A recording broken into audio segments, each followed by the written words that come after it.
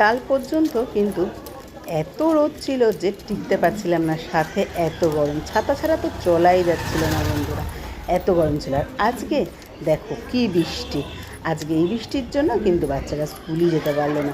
প্রকৃতির কি খেলা বলো।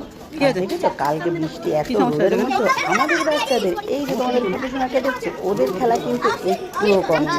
স্কুল ছুটি হলেই সব দৌড়ে দৌড়ে চলে আসে কিন্তু এই জায়গাটা, এই গলিটা ওরা অনেকক্ষণ খেলা করে, আর তারপরে কিন্তু আমরা ওদের বাড়ি নিয়ে আসি।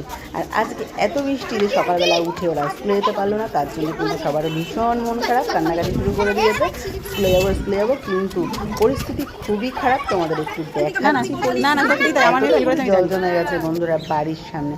তাহলে কি ওদের স্কুলে পাঠানো যায় বলো?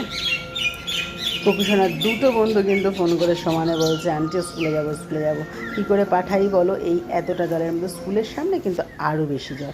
তো কী করবো বলো বন্ধুরা? আমার এই ছোট্ট ভিডিওটা তোমাদের ভালো লাগলে অতি অবশ্যই লাইক কমেন্ট করে দিও।